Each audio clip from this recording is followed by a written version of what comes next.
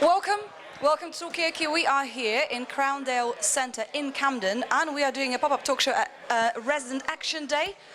So hopefully there's going to be a lot of action. We are here for the chat. We'll get other people to do the actioning, but what is there to be actioned? We will find out, inevitably, I am sure. Right now, we don't have anybody around the table of chat, but come and join us, sir. You can be first one to help me kick this off. My name is Margot. What's your name? Anonymous? I can call you Anonymous. You can even make up your name. That's how relaxed we are. Come and join us. What's your name? Oh, I've come to fix the screen. Yeah. What's your name? Siobhan. Siobhan, welcome. And we've got some more people. See, you attracted some more people. Hello, welcome. My name is Margot. What's your name? We're volunteers. My name's Maria. Maria. Katie. Ooh. Katie, and yeah, hopefully it's not too long. Yeah, I mean, thank you so much. Otherwise, I'll be just like left hanging. But with you guys here, it's all good. So you're volunteers. What do you do as volunteers? What do you volunteer for? Well, I've volunteered for today, but I work for Camden. For Camden, any Camden Council? Okay, how is that going? Yes, good. It's going. Good. I'll give you a little one of these, but I'm gonna turn myself up a little bit. No. Oh, you can hear it. It's more like a feeling. Sound effects are more like a feeling today. So, hello and welcome. This is Talkaoke. We've got Katie. No, Maria and Katie. My name is Margot. What's your name? Dina. Dina, welcome. And Mona. Mona.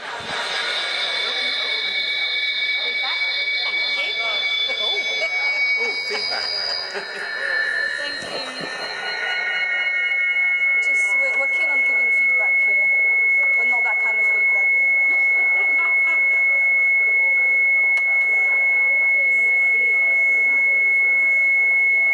Do you need to mute one of your mics?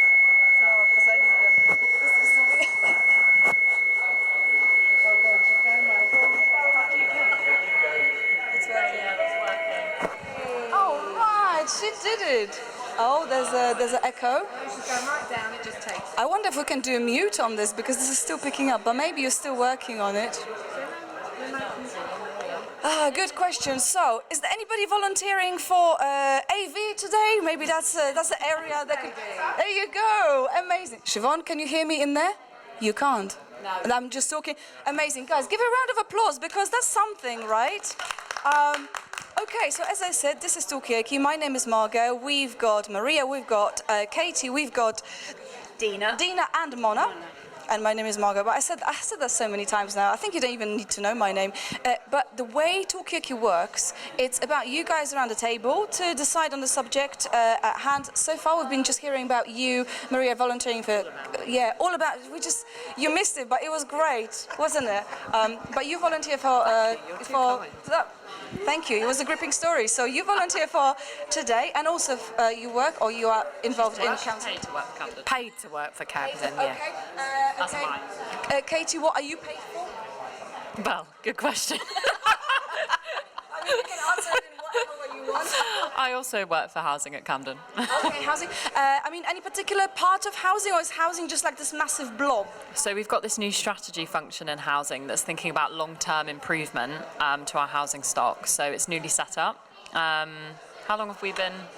Oh, about 2 months, although it's felt like forever. Yeah, well, I think we started on the journey probably about 2 years ago now. I'm quite new, so I've only been with Camden since May 2023. But my colleagues here have been with Camden much, much longer. Okay, so you've got more experience, not like these newbies here. They just, I'm just going to check. Tim, yeah, there is a plug. It's on where the red light is. It's just at the top there. On the side. It's a new camera, guys. I mean, today is themed with AV. Yeah. There's like a yellow, it's not yellow at all. I'm just saying things now. It's like a silver input. It just looks like you would not expect it to be there. I may have to jump out and just. I'm gonna. Well, exactly. I sometimes meditate, like elevate. And Any tips? Any suggestions? Come and join us. How did you get here? I know how I got in here, but yes. Yeah, you've got it. See? Told you. So let's just get a nice framing of the camera. No, because what you need to, I mean, you don't need to know this at all, but we were upstairs and we rushed down here. So this is like a little bit on the fly. So new housing strategy. You guys have been doing it for a little bit, but you guys have been doing it for much longer. So what is the strategy? What is the housing situation? We heard a bit at the beginning.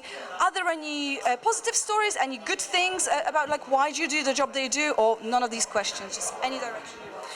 So I suppose, why do we do the job we do? Because we care. Because we've, like you said, we've been here a long time. We love our jobs. We love making change for the residents, making sure that the residents have a home and a service that they need and that they want, enabled to live their best lives. Okay, so care, that seems to be quite a big subject, and we are all good here. But is care part of your job description, or is it more something that you kind of like bring in just because you're human, because you've happen to have access to this emotion? Is that part of your official job description?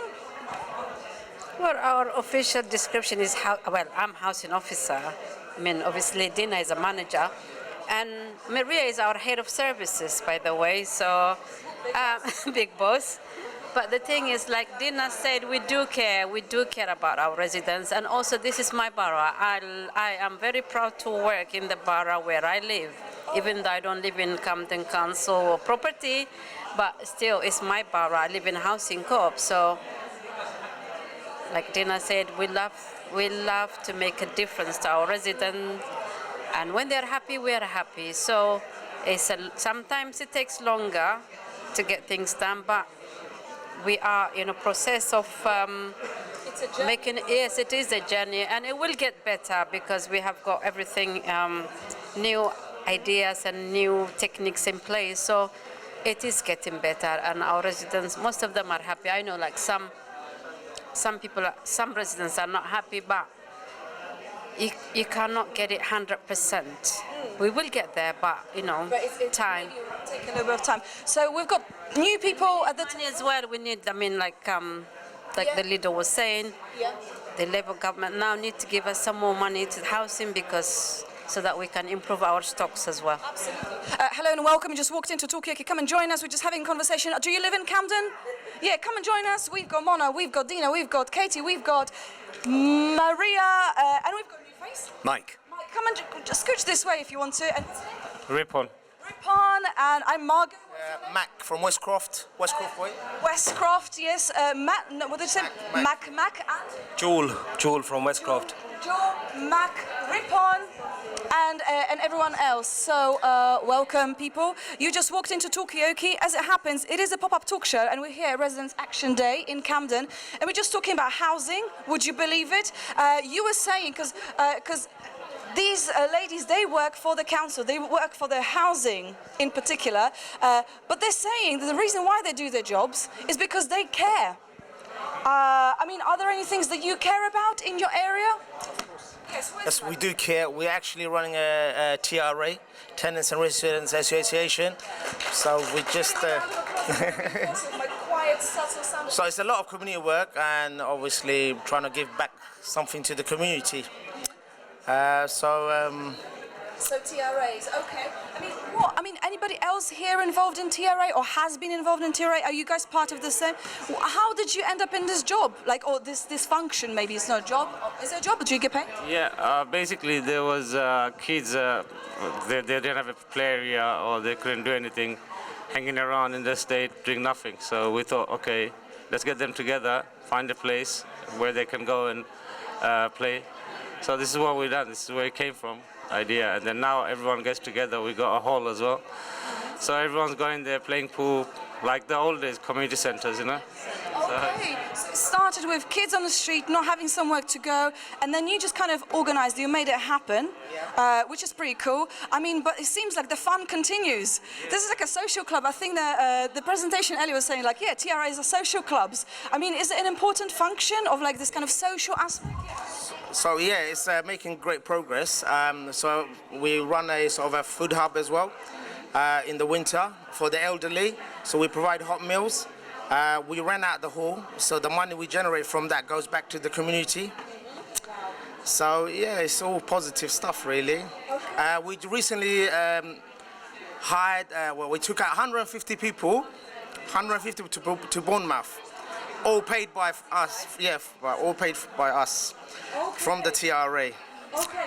How did you get to the seaside? Was it train? Did you hire a massive... We had 3 coaches. Okay. Oh, really good coaches, yeah. A lot of people.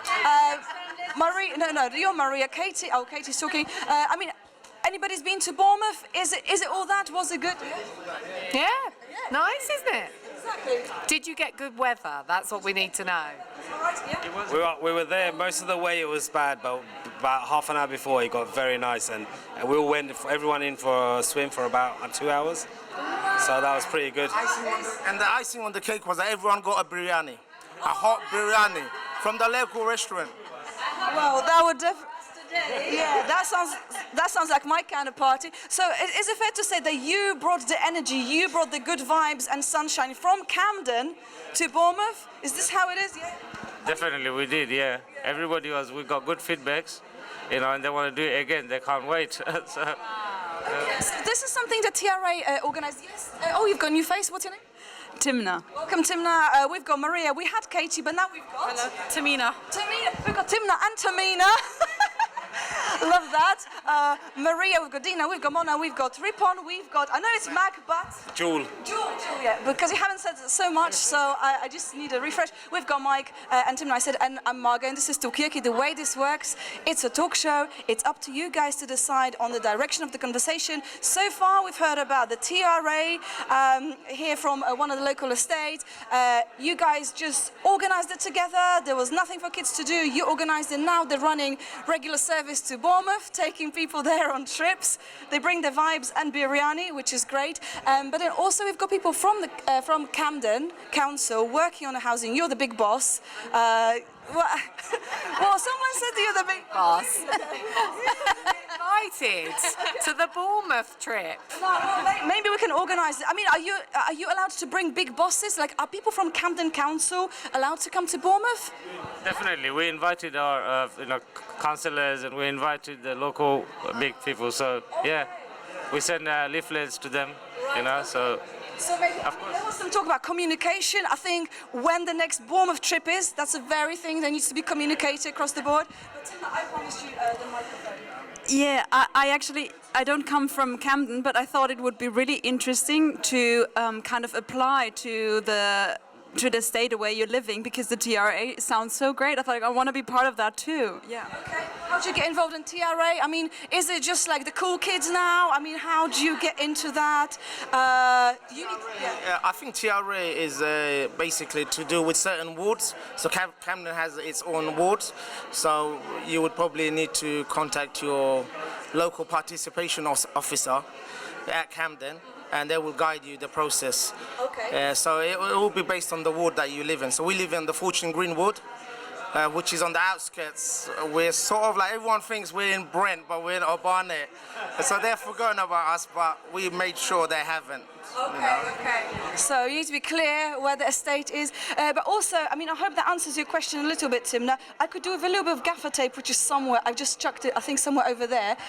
So if you pass that gaffer tape to me, it'll be great. Yes? I definitely need to come up. I haven't got as far up as the Westcroft estate, so I'm going to come up and see you.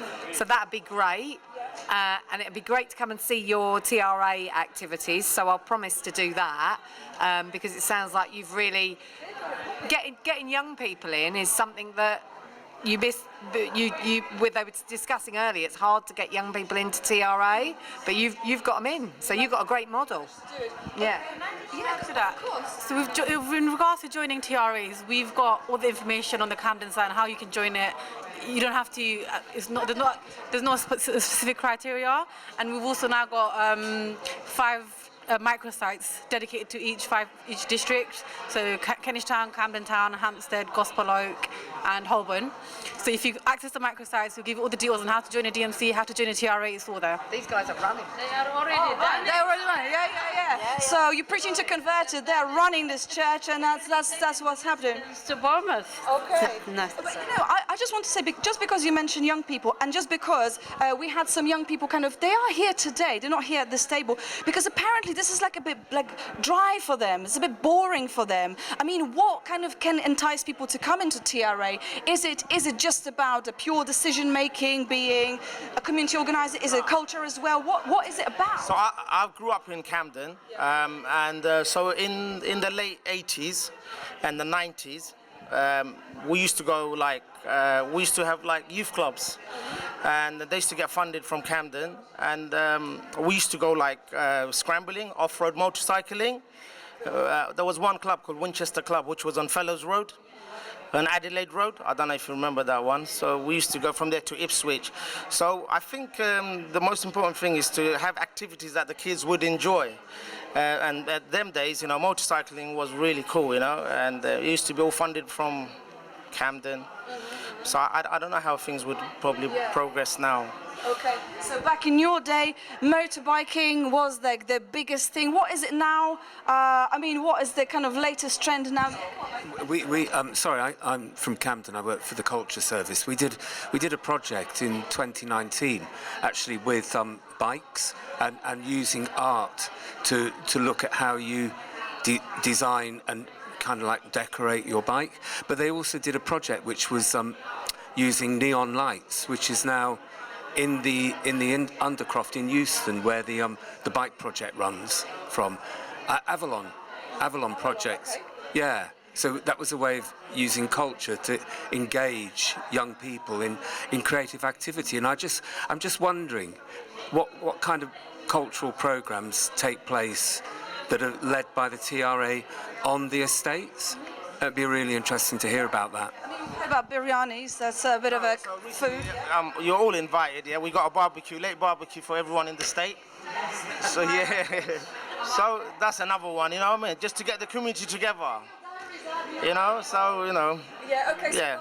So, I mean, is food a way to kind of experience people's culture? Yes. No, it is, because a lot of our events, whenever there's food involved, we have a lot more people showing up than when there isn't. Like action days, even training days, we always make sure, catering's always there and a lot more people show up. Yeah, so food, very important part of culture. But is that where it ends? I mean, can we go further? Like you were talking about, like decorating bikes, so kind of like linking a little bit, but is food just a kind of flattening the experience of culture, or is it just an entry point? What do you think? A definite feed me, and I will definitely come. A definite entry point. I mean, I think it's interesting. I was a teenager in the 80s. You look much younger than me. One second, Maria. Rule on Talkaoke table. Sorry to cut you mid-flow. Give us your final thought. It could be about anything. What you're going to do. What you heard so far. What do you think of culture? Everybody keep up the good work and carry on seriously, and you all need to get involved in all this TRA work. This is our chairman. Okay. I just want to see what's. All right. Yeah, no, that's fine. And then come back and tell us, because we're stuck here. All right, cool. Maria, over to you. No, I do think that child of the 80s youth clubs were a big part, but funding cuts, austerity, all things like that. All things like that are the first to go. So I think you're right. We've come to a point now where we've done away with all of that, and the youth have nowhere to go, and we wonder why they're not engaged. So you guys play a really important part, because what they don't want is some white-haired old lady like me who doesn't live on their estate telling them what they should be doing. They want guys and people that live in their communities saying, okay, look, what can we do about it? And also for them to have a bit of a respect for where they live as well. So it's kind of like taking responsibility for your area, feeling proud of it, but also, just kind of do things that represent you, the things that you want to be involved in. I mean, out of curiosity, what were you into when you were back in teenage days? I mean, you mentioned youth clubs. Were there any sports or cultural activities? I possibly would get the sack if I was to reveal what I was into. Now you have to!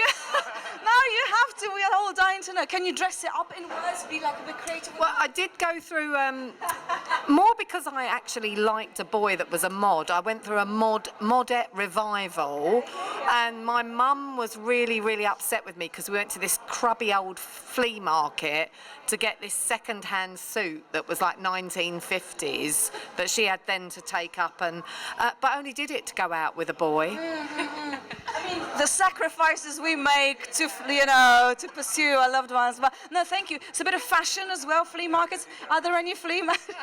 I was into winkle pickers in the 80s. Yeah, exactly that. Recycling mod, coming out of punk era, how do you move forward, all that stuff, yeah. Two-tone. Playing the jam very loudly, annoying all the now people like me with your people. You didn't have earphones in those days. Do you remember you didn't have earphones? Were you a mod when you were younger? Come and join us. This is Talkaoke. Were you mod or a rocker? Another comment like that, I'll sue you for ageism. Yeah. Oh damn! No, it's. I didn't really. I don't know. Are we hearing about mods and rockers? What were you into? Come and join us. Come and join us. Yeah, we're talking about the revival. Were you a flapper in the 20s? A flapper? What? Seriously, a flapper is a 1920s. No, I'd love to. I've got to go and do this thing, but sort of. And what thing? Join Talkaoke. Give us 2 minutes and then you go off. All right, people, so give him a round of applause. That's number one. We've got Ripon, we've got Mona, we've got Dina, we've got Tamina, we've got Maria, we've got Timna, we've got Mike, we've got Mac, and I'm Margot. What is your name? Richard. Richard, welcome. You just stepped into Talkaoke. These people over there can step into it also very easily. We're just having a conversation, talking about what people were into when they were younger. You were into like motorbikes. We've got people from TRA here, and they just get stuff happening. They just organize trips if they want to. They just make things happen. They make it. Yeah, I was into getting ripped off for heating. How did that happen? That means that if the tenants have their heating on sort of 24/7, costing an enormous amount of money as a leaseholder, I've got to pay for it. Okay, how do you feel about that? Shit. Damn. I mean, is there any way to kind of like, you know, to put a positive spin on it, or is this just an... Yeah, get rid of the people working for the council and get people who know what they're doing. Okay, so getting rid of it. Yeah. Okay, no. So, but let's just have a conversation about this. So people in the council, I mean, can they help? No. All the people who are dealing this, you know, I mean, I don't know anybody in the council because they don't write back to me. We're not in a form that I can understand. But the thing is, I need them to actually deal with the issue that people up there have got concerns about, yeah? Whereby if somebody pisses in the lift, they get chucked out rather than I get sent an invoice for repairing the floor. Okay, so is there much of a connection, because you're a leaseholder, right? Can I respond to that? I think you're absolutely right to raise your concerns, and here's the day to do it. What I'm going to say is, if I could change humans' behaviour, I'd be a very rich lady, and I wouldn't be sitting here. So if somebody pees in the lift, of course, there is things that we can do, but we certainly can't chuck them out of their home, I'm afraid. So I think we need to have a conversation about managing expectations. Okay, so if you could change... Yeah, go on, one more. Yeah, I'm not too worried about you chucking them out or not. I'm just worried about you charging me for fixing it. They can stay there, they can defecate in there 24/7. No problem whatsoever. But one thing I don't want is a bill for lift floor repairs. Okay, so maybe it all gets really annoying and hard when you've got the bill. But we're also talking about changing people's behavior. I mean, like, yeah, you would be, or anyone would be a rich person if we could. Come and join us, by the way. Don't be an onlooker. Come and join us. Walk human behavior. Okay. Grab one of these. Richard, grab one of these. Good luck. Yeah, all right. Tim, now you... Stanton, everybody needs you now. Come and join us. Mona, before you go, we've got this rule on Talkaoke table. Give us a final thought. It could be about anything. It could be something that we talked about or we haven't talked about, or something completely unrelated to anything. Or culture. Culture. Yeah. Are you a cultured person? I am. Yeah. Anyway, we live in hope. Things will work out for the better. You're cultivating hope. That's what you... okay, well, thank you so much, Mona. Thank you for sticking around. So this is Talkaoke, Stanton. That's what's happening. That's what you helped lifting and moving and organising space for. So, Timna, I promised you the microphone. Grab the mic. Yeah, it's more coming back to your what you mentioned about, or we talked about what young people are interested in, and I think also like being approachable, and I think just sometimes even getting in contact with younger people. There they are. Hey. Come and join us. This is Talkaoke. It's a pop-up talk show. Are you from Camden? Whereabouts in Camden are you? Which one? Come and join us. Come here for 1 second, and then you can go upstairs, or go upstairs and then come and join us. So what were you saying? That's also fine because, you know, it's not compulsive to come and sit at Talkaoke table, but we never officially got your name. I know I've been shouting out your name, Stanton, but just for protocol.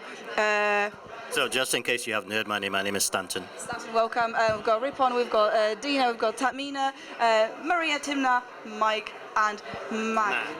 Yeah, you know each other, and Margot. So right now we have been talking a little bit about people's behaviours around the estate. Maybe some of it is a bit foul, but maybe some of it is actually very positive. People take action, they move things forward. We've heard about the Bournemouth trip. We have heard about culture. Come and sit at the table. Come and join us. We've got this person joining us as well. Welcome. This is Talkaoke. You just walked in. Culture, the epitome of culture. Of cult or culture? Culture. Culture. Okay. Wow, you have been just hyped up as a culture person. So we are honoured. What's your name? Alozi. Alozi, welcome.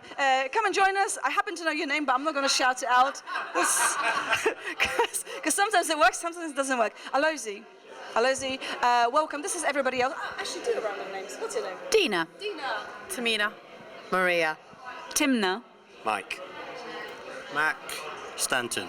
Ripon. And I'm Margot, and this is Talkaoke. So right now we have been talking a little bit about Mona. Before she left, she said, I live in hope that things will improve. We have heard people from the TRA here improving things. We have been talking about culture a little bit, like what is happening, what are people into now? Because back in the day, it was the mods revival in the 80s, not the actual mods revival. The 60s, yeah. The 60s was the first one. Things that you do. I wasn't around for that. Yeah. Okay, but I think there's a consensus around the table that things have changed, right? They developed over the decades. I mean, Alonso, as you are the culture rep, apparently, according to Stanton, tell us, like, what kind of culture do you get yourself involved in? What is culture? What is culture though? Yeah. What type of culture do I? In what way though? Like, what do I like to get involved in Camden in general? Yeah. I think food. One thing I love as well. Like, food is culture. Okay. Ripon, give us a final thought. It could be about food, but it doesn't have to be. It could be about anything at all that you've heard. To say is everybody's invited on the next BBQ we have, okay? Make sure you hook up. I mean, can I just ask you, are you planning, leave the address, but are you planning, Ripon, are you planning, apart from food, are you planning any entertainment, any screening of films or music or what? Not film music, but some kids, they wanted to do some activities like exercises and things. So we bought some boxing bags for them. Now it's a matter of them coming inside. They haven't yet made any appointments, but we are pushing them. Okay. You know, so it's like a little exercise day, you know. So. So yes. Hard day. I'd like to come and smash a few out. You literally need to join their newsletter right now, Maria, because everything they offer is great. Okay, so that's for children. Any final thoughts from you, Mac? I mean, any thoughts on anything at all that you heard, or maybe your plans for the future for the TRA? I mean, how important is like cultivating, I don't know, culture and art activities in your TRA? Do you guys do it yourselves? Do you get other people? No, I think it's about getting the community involved and you know, sharing ideas and trying to implement it, you know. That's the most important thing. But the more people we have involved, the more better and the more easier it becomes, because the work we do is voluntary. So, you know, we got family to feed and, you know, bills to pay. So, you know, this is just something there. But it's inspiration for the youngsters as well, because I want my kids to see what I'm doing as well. Like before I came here, I was cleaning up the garden. It's like a patch outside Westcroft Close. It's like a patch outside Westcroft Close, and we have a disabled lady there. So she's apparently a doctor as well, but like a GP, but she's disabled. She can't do nothing. She's on the wheelchair. But before we came down there, me, Jewel, and Ripon, you know, we got some shovel, some broom. You know, got the leaves from the pavement. You know, cut some weed down. You know, it just looks good, isn't it? Presentable. You know, it's something there. You know. So, I don't know, sorry, I might be diverting myself, but it's just something there for the community. Yeah, sure. Given how you guys are doing so much work, which is fantastic on your estate, are you having issues like, for example, people peeing in lifts and not looking after the area in the same way? we've been lucky on the Westcroft Way because we have about 120 houses there, but they are terrace houses, so there's no lifts.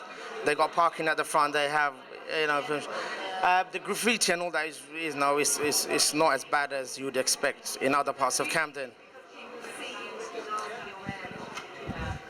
That's the important thing as well. So, you know, whenever I see people, like I get a lot of people, you know, hanging around there, I would normally say hello to them. So they know I'm from that area. I let them use it. And I think it's about cleanliness as well. When they see that you're looking after it, they wouldn't, you know, use it as antisocial behavior. I'm definitely coming up to see you. Definitely. Thanks so much, Mac. And yes, The football pitch where, because it's open, people come and hang out. That's And, right. That is a big patch. grab one of these and stay in touch and enjoy the day. And you can always join us. Make a room for this lady. Come and join us. Thank you so much. See you later. Thanks, Mac. And anybody else who's sitting there, not quite sure what is going on, it's just a talk show. It's just a regular talk show. Come and join us. Yes, this lady's got a good idea. You can come and join us as well. This is food friendly, so you can put your plates here as well. So yes, so this. Yeah, go on. No, I was just saying that the lady is like, not today. I'm getting my food and eating in private. That's me, yeah. But you know what? That's fine. I mean, like, because you mentioned culture. Hello, welcome. This is music as well. This is Talkaoke. It's a pop-up talk show. My name is Margaret. What is your name? Fran. Fran, welcome. And we've got. Come and join us. You've done a lot of chatting. Come do some more chatting. Give a man a round of applause as well. Okay. I'm going to leave you, but I've very much enjoyed the Talkaoke. Well, I've learnt that food is a great leveller, so I'm going to go and get some. Don't hesitate to bring some snacks for the table. Yeah, well, I will do. Okay, I'll waitress, and it's been really lovely. Enjoy. And do you have any final thoughts for us? Well, I think what it's shown me is that when residents show that they're engaged and they take care of their, you know, they get involved, it makes a massive impact on how the wider community views it. So I think it's something we should celebrate because it's very strong in Camden. Yeah. Okay, so thank you so much, Maria. Thank you for sticking around. Enjoy the snacks. We're looking forward to you bringing some of them. But let's get a round of names. So we've got Stanton, we've got Alozi even. What's your name? Steve. Steve, welcome. And we've got Fran, and we've got Dina, and we've got Timna and Mike. And as I said, my name is Margot. This is Talkaoke. The way this works, and I should just recap, is that it's completely entirely up to you people on the outside to decide on the subject of the conversation. I'm happy to pass the mic around and fill the gaps if I need to, but really it's about what you've got to say. I can do a quick recap. We talk about culture. You said culture is food and music. What is culture to you, Steve? Oh, goodness. That's just one of the subjects we covered, but you know. Well, food and music's in there. Yeah. But, what kind of music? Well, I quite like jazz. Jazz? Okay. Yeah, I like jazz. You know, if the sound effects button was working, I would play a bit of jazz. But instead you're going to have to imagine it. Oh, no, wait. Yeah. I don't know why it's... Can you hear it? Can you hear it? No, unless it's like a dog whistle and you only certain... No, no, you can hear it.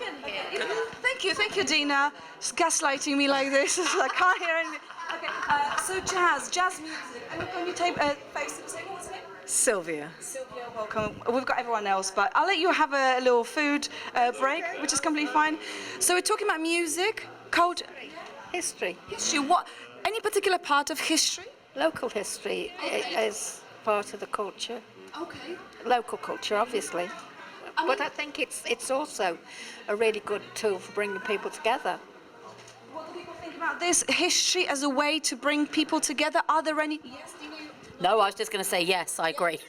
That's right. But I mean, are there any particular aspects of local history that maybe people just don't know about, they should know about, something that you have learned or lived through even? I quite like when you look at history of areas and how people have shifted to like migration. So like, you know, certain people might have started in this area, but now where have they ended up? And like, how has that changed the area? You have like, Camden's got so many different cultures here. You can kind of see the influence in everything and everywhere, so it's quite interesting. Really, yeah, I like that side of it. Okay. Yeah, also, wait, is this? Sorry, Steve. No, go. This is probably my favourite jazz. Is this Alice Coltrane? It is very possible. Now you can hear it, can you? Things do change and evolve. Like, give this man a round of applause. Favourite jazz song of all time. I didn't even. See what I've got a button for that as well. Listen to this. Yeah. This is beautiful. I'm telling you, it's culture. This is beautiful. It's Anyway, it was a one. Okay, it's a long jazz track, but it goes to. So who is it? It's Alice Coltrane, and it's called I think Ramna Krishna and Turagia. So it's like based off of Anyway, it's beautiful. Okay, well, thank you. Good recognition there. Important bit of cultural history. All right.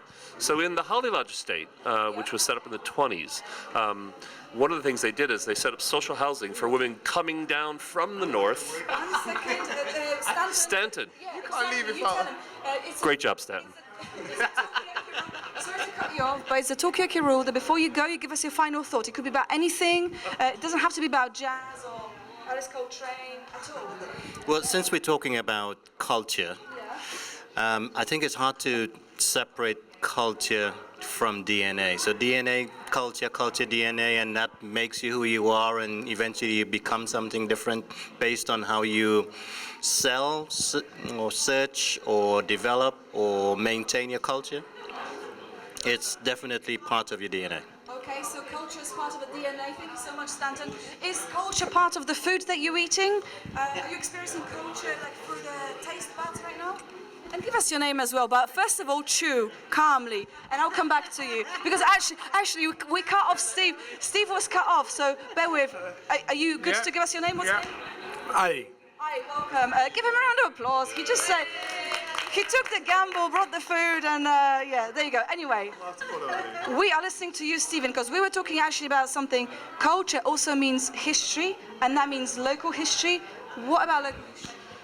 Well, picking up on the Holly Lodge estate, so they set up housing for women who lost their husbands in the First World War, coming down from the north, so they could take their children and live in housing and get jobs in London. So there's a beautiful history about that that's carried forward in the Holly Lodge estate, which is celebrating its 100th year anniversary.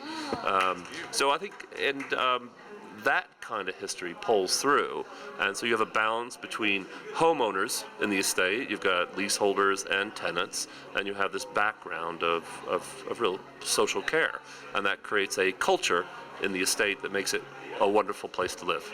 Okay, so it's almost like connecting the history with today and creating something new in a way, new experiences and new. Yeah, but also the history of Somerstown is a place of refuge, and different waves of immigrants coming in over a period of time that were really welcomed at the time. Okay, so Somerstown, and if you just walked in with your food, don't hesitate, come and join us. This is a talk show, and we're just talking about local history. Are there any parts of local history? This man's just smiling there. Come and smile here. And the lady over there. Yes, Dina, give us a final thought. I think Camden is amazing with the rich diversity of everything, and especially in our housing, it's not just estates and blocks, which people outside of it tend to think of. We've got beautiful, beautiful estates, blocks, individual properties. We've got listed buildings, and it's all this rich council housing which we need to retain. Okay, thank you so much, Dina. So give her a round of applause. She's going now. You'll get a round of applause when you go as well. So, keep it going. But there's a spare seat. There's a couple of spare seats. So come and join us if you would like to. This is food-proof and drink-proof, so you can pop your snacks and drinks here. This gentleman, I feel like we're building a rapport, but he's playing a long game, which is okay. I've got time. There's too much. It's okay. It can be overwhelming, But anyway, so we're talking about, I will just recap what you said, which is Somerstown, for example, is a place where history is made with different waves of migration, different people coming in, bringing a culture, which is what you said originally anyway. And it's more... And also the fact that the railways and the canals were a very important way of transport.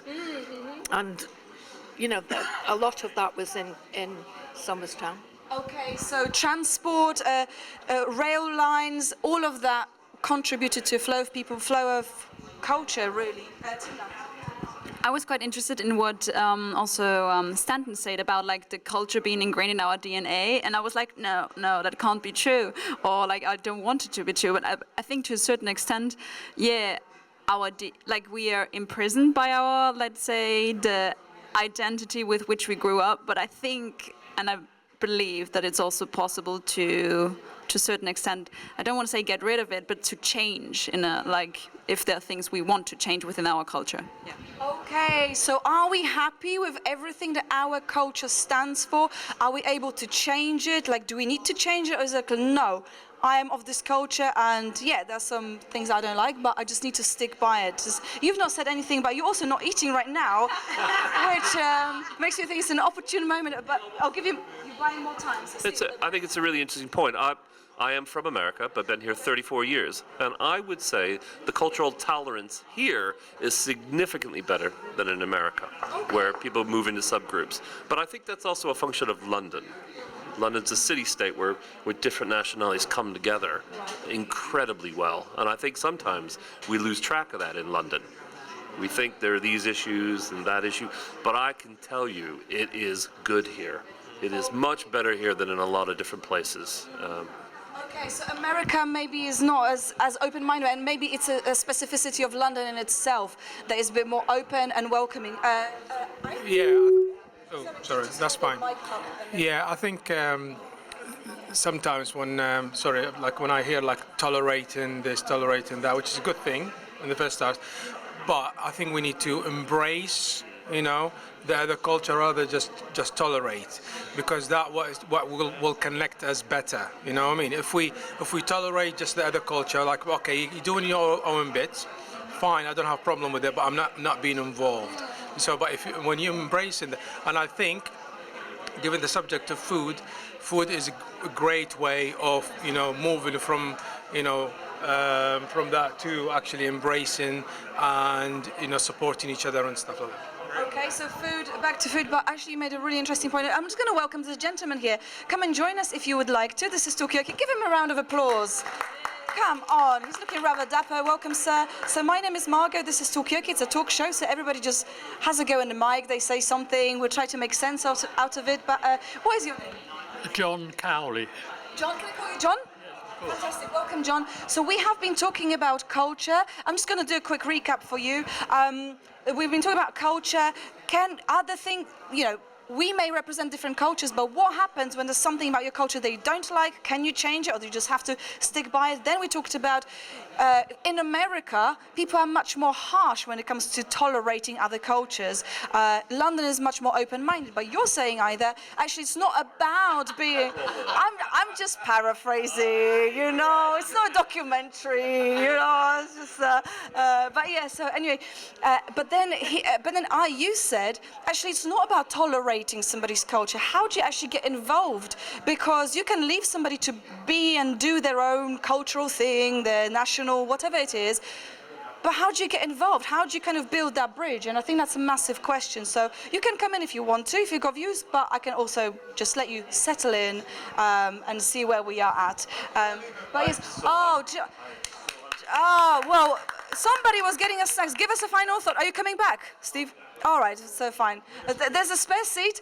This gentleman, what's your name? John, okay. John, come on in. We've got one John already, so it's already like warmed up for you. If you guys scooch, that's okay. We will teach you. That's fine. We can share the learning. It's not a problem.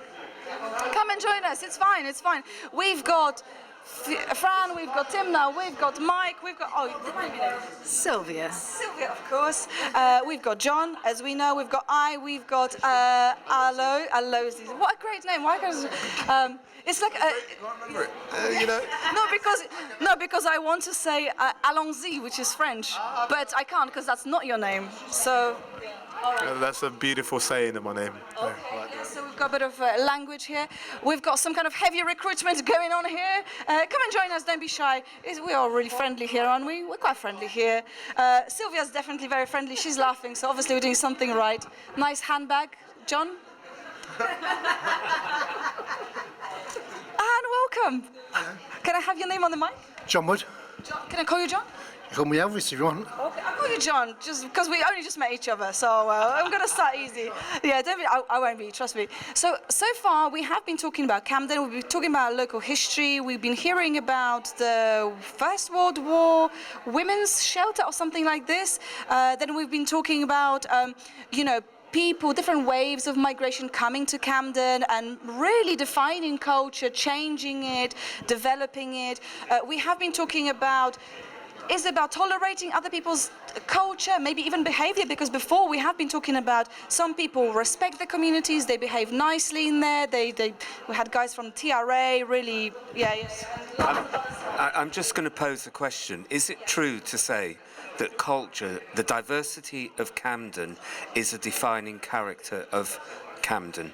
Okay. The diversity of cultures is a defining character of Camden. Is that a fact, or is it a view? Okay. So is diversity of Camden what actually makes Camden, is that the defining character? Sylvia, I feel like now is the moment.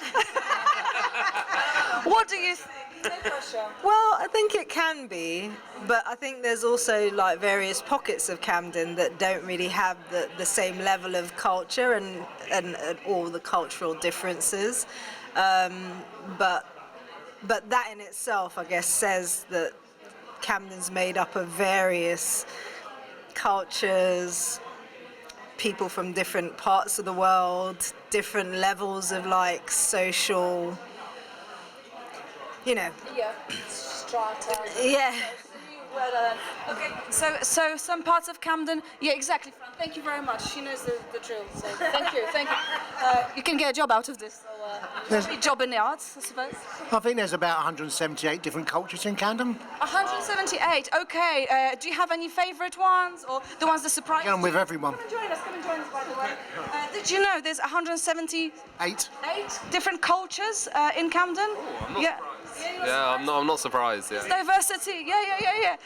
Is diversity a defining characteristic of Camden? And what's your name? I'm Sahand. Okay, nice. Sahan, give him a round of applause. Come on, guys. Sahan, welcome. You can answer the question about the diversity. Is that the defining character of Camden or not? I think so. No, definitely. I think all the communities in Camden are quite diverse. I mean, I think it depends on the neighbourhood you live in as well, but because we have a lot of social diversity, I would say, you know, whether that's class, race, ethnicity, and I think they all contribute something to making Camden what it is. So speaking of cultures, witamy, zapraszamy tutaj do naszego stolika. Just a bit of Polish there for you guys. I feel like I can afford to speak a little bit of Polish there. Bardzo, bardzo proszę. So welcome to Talkaoke. This is a pop-up talk show. We've got Sahan, Sylvia, we've got Mike, we've got Tim, now we've got Richard, we've got Fran, we've got John, we've got Alonzi. I'm going to say Alonzi because it sounds like French. Alozi. We've got I and we've got John, and my name is Margot, and this is Talkaoke. We're talking about culture right now. Is diversity a defining characteristic of Camden? Maybe, depending on where you go. Some estates are more culturally diverse and thriving than others, but for you, yeah, completely, absolutely. We have been hearing about all the different waves of migration that defined or changed culture of Camden. Is it about tolerating the culture? Is it about making ways into the culture? So this is where we're at. And we talked about food. What are you eating? looks like traditional cheese sandwich. Traditional from Camden? Or just a British cheese sandwich with a bit of, what is that, focaccia? Yeah. From that little bit of Camden that's forever Italy. Which is Clerkenwell, actually, is quite Italian. Clerkenwell, Italian focaccias. Great, I hope you enjoy it. Looks delicious. But where do you want to take this conversation? Because actually, I forgot to mention housing. Housing. Is there any culture connection with housing? No, what I would rather talk about is the affordable housing. Okay. As Richard pointed out, there's 8,000 people on the waiting list. But what Camden's building is affordable housing now, and no social housing. Okay. They call it social housing, but it's not. It's affordable, and lots of people can't afford it. Okay. And you cannot get a apartment if you're on benefits. Okay. So where the rent's increased, it pushes a lot of people onto benefits, so this penalises them. So perhaps Richard can give us some heads up on that one. Okay, so whilst you're chewing your focaccia, and you're welcome to it because there is a designated kind of lunch break, we are in it now, but I'm not forgetting your question. It's about affordable housing versus social housing, and also there's this question of like many people maybe not in employment, people on benefits. What is the employment situation like in Camden, just in general, as from somebody from the outside? But you wanted to... No, I just wanted to say there is a question could be posed around, you know, the lack of affordability housing a threat to the culture of Camden and the diversity of Camden? You know what? I love this question. It's a really good one, isn't it? Well, do you have any views on this, Fran? Is building more affordable homes threatening the diversity that we so much like? No, the other way around. The lack of the affordability housing, is it a threat to come? Yeah. Social housing. Yeah. Okay, any views on this? I definitely agree with that it's pushing people out of London. And I mean, this brings us on to the community investment programme. When we're actually losing the number of social housing year after year after year, which is a massive attack on affordable housing. Okay, so Richard, you're not going to get a break, are you? But these are very, very good questions, because I think that link that you've made is great, and you've got something to say, John. You're going, right? Or are you just coming back? Give us a final thought. It could be about... So again? Give us a final thought as you're leaving. Well, I think, as someone who's leading on the food mission in Camden, I think food could be the key to connect people and different cultures together. Yeah, and that's what we are going to work with Michael around, like how food is a connector of people and cultures. Okay, give a man a round of applause. And we did hear about food being kind of a gateway into accessing more culture and understanding people in this state. But John, you had your hand up. Sylvia, before you go, I'm going to come to John, and then you'll be able to just kind of bring some order here. Do you know what I mean? John, what were you going to say? Well, it's just about housing, because in the 70s, where I live in the Camden Square area, we campaigned and got more than 60 houses purchased by the council, compulsory purchase orders, where they were houses where the private tenants were being driven out, you know, and so they became council dwellings. But because of the right to buy, they've all fallen into private ownership now, and the neighbourhood is getting gentrified, and so we've been losing some of the... So that's an interesting point, people buying out the places and kind of gentrifying the area. I mean, is that the same thing that happens with culture in itself? I mean, are there kind of like cultures dominating other cultures? There's some nods. You are going, Sylvia. Do you want to hear from these guys, or do you want to share your final thoughts? And I'm just feeling under pressure a little bit. It's like, I'm only leaving because I've got a table to man upstairs. Okay. What is your table? To do with your story. So if you've got anything that is inspiring, anything that you've done as a council, like tenant, leaseholder, any initiatives, we have some that are around like things like baby cafes, cooking, like planting and so forth. It'd be really good for you to come up and actually write something or share something with us to be able to share with the rest of the council. Can I just ask, is this your job? No, I work for a different borough. In disguise. Which one's better? No, maybe. No, they're all just as good as each other. Okay. But people, if you've got stories, a very diplomatic answer, give a round of applause. Thank you so much, Sylvia. And nonetheless, we've got one out, one in. Welcome to Talkaoke. Could you give us your name before you take a bite of your sandwich? Yeah, my name's Petra, and I'm welcome. a Camden resident for many, many years. Welcome. Okay, so you came to the Camden-based talk show. Well, we're based in Camden today, but we could be based somewhere else. It could be Poland or whatever, another time. But yeah, there was a question, which was, or a thought that you brought, John, which is, lack of, somebody else, I brought the question, is lack of affordable housing really kind of like getting Camden rid of its diversity? Then we talked about, okay, some people back in the day, they bought their places, and they've kind of, that triggered to some extent a process of gentrification, sorry, thank you. And how do we feel about that? Is that impacting the culture positively, negatively, both, neither? You guys had some views about, I'm going to come to you just because you've not said very much. The spokesperson? No, I do think gentrification is a huge problem. I mean, essentially you're left with either people who had already bought their houses a long time ago when they were affordable, or people who are getting support to buy homes.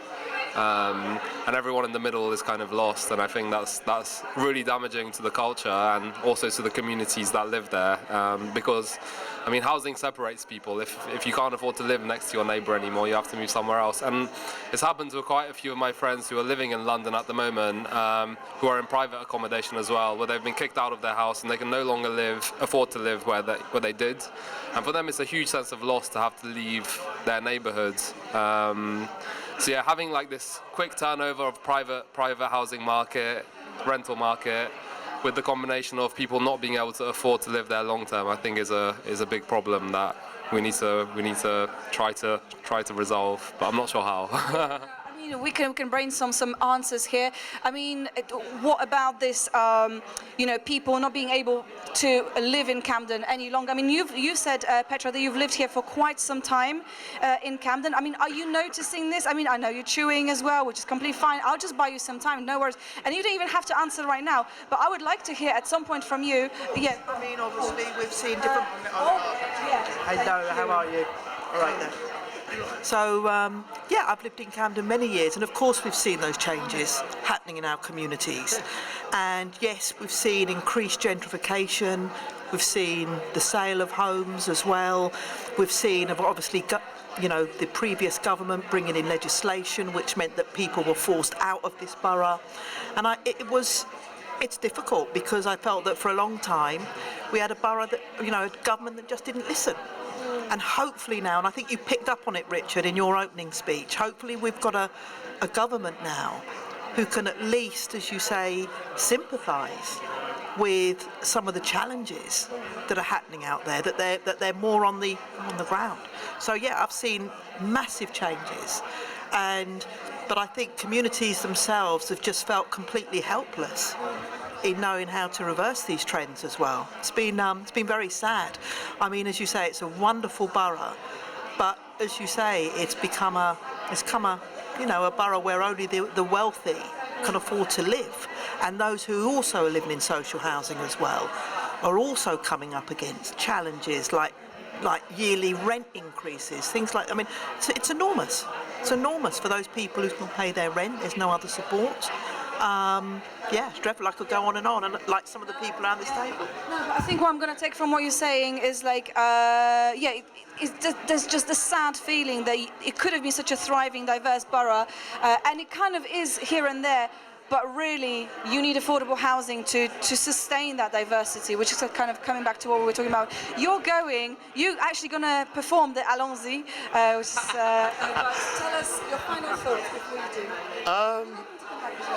I will be back, but on that point, I'll probably say, we're talking about culture. Language is really important in culture, and sometimes I think when we use language like affordable housing, I think we should really determine what affordable housing really is, because sometimes it becomes a catch-all, and then people who call affordable housing, they feel like that's social housing, when there's for me, it's a difference in general, because actually private landlords and all of the rest of it, they can all go into that bracket of affordable housing. They've got affordable places that people can go to, but who can afford those?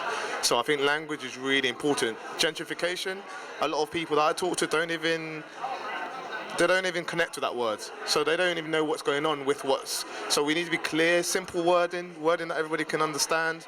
Social housing, affordable housing, but make it clear so people know exactly what you're talking about centrally, and people can make decisions off the back of that, because I feel like we leave a lot of people in language, and that's probably my last point. But can I just ask you, so typically when you say to somebody gentrification, what do people tend to understand by it? What do you understand by it? They say money. That's really about, but also, there's not that understanding that gentrification doesn't always mean that the diversity goes down, because people of all cultures have money.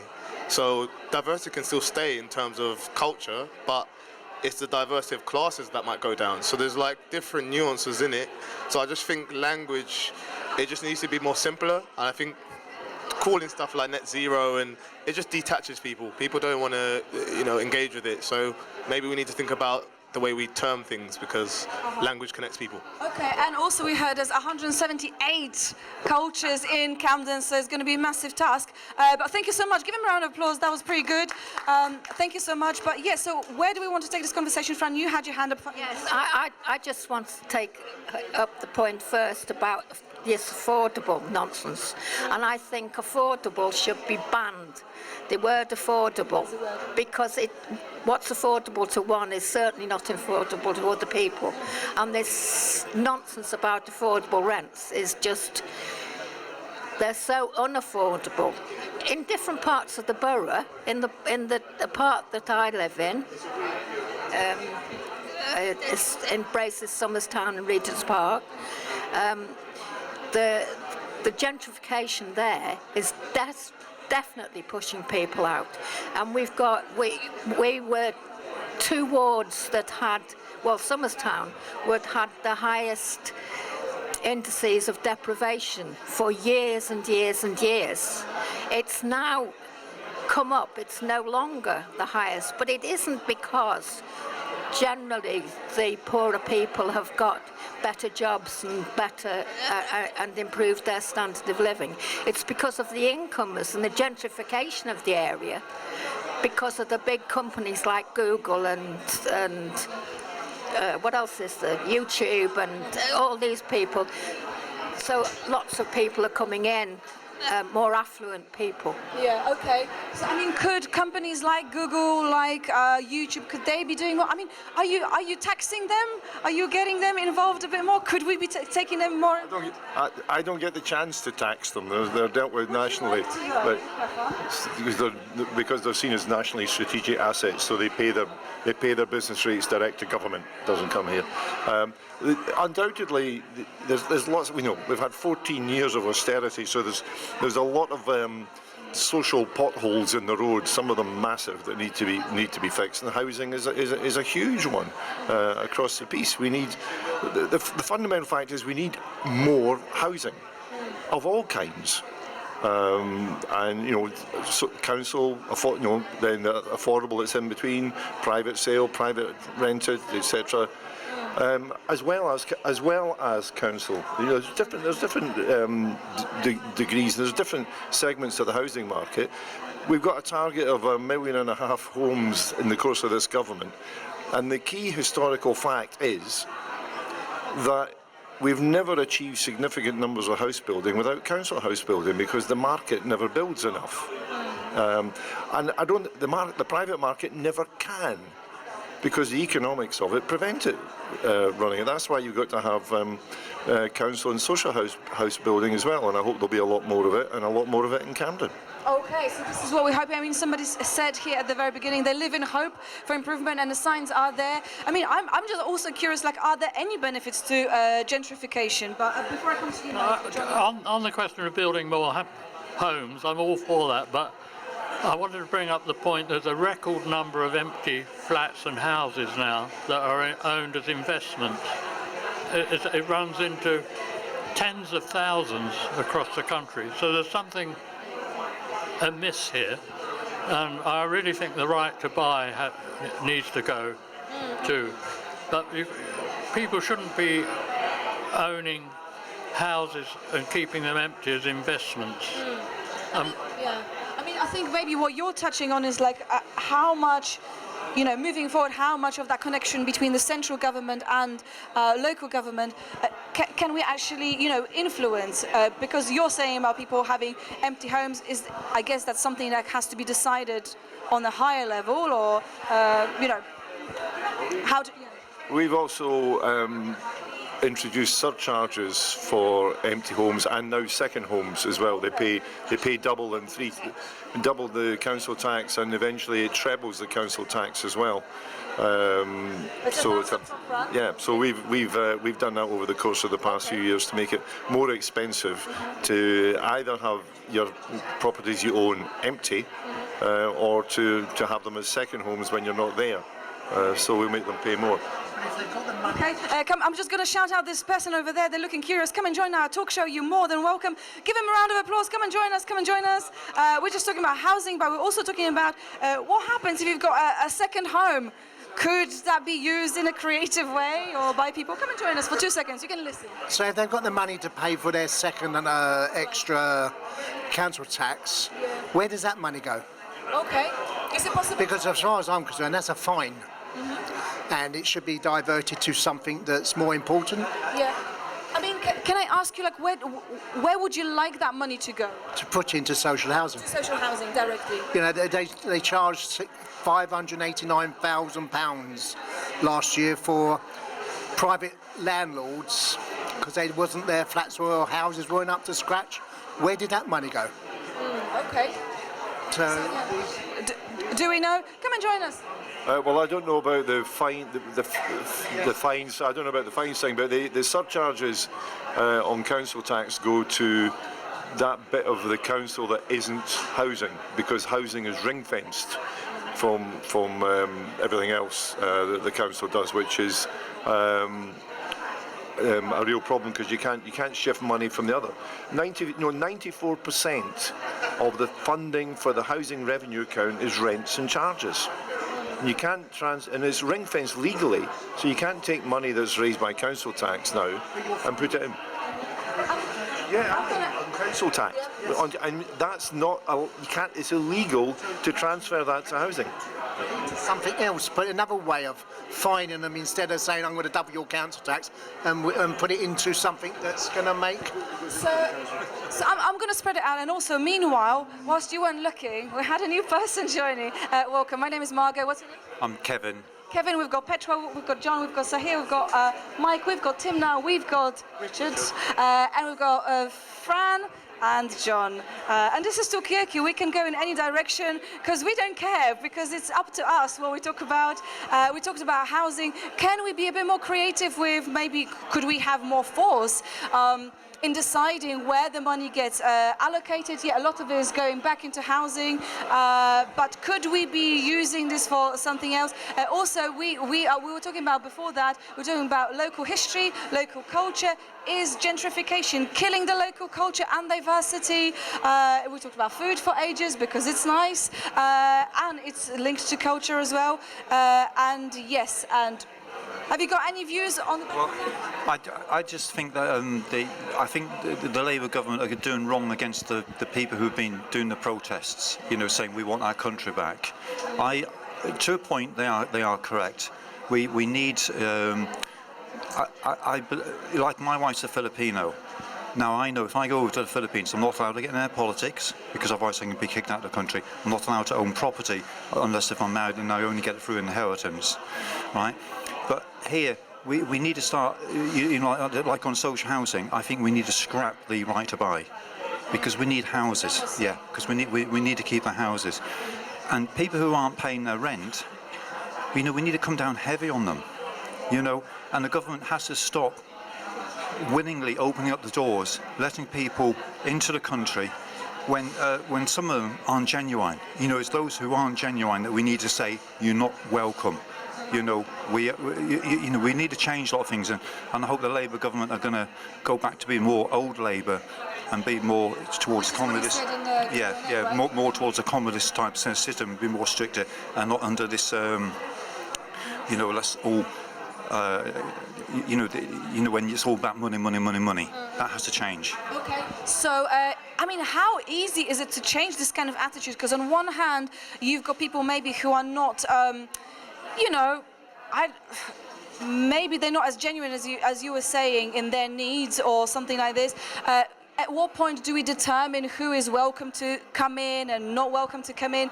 Does it really matter? Is it about that? Is it about something else? And yeah, I mean, Big question.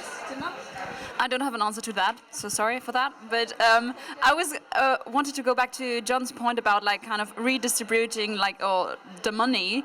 And what about coming back to food? I just had sandwiches and they were really good. What about putting the money into coming together and having together food? Which, yeah. I mean, social events, is that going to solve any of the problems? What are the social events even for? Is it just a bit of a jolly? Are they performing any kind of function in our communities, or like what's it all about?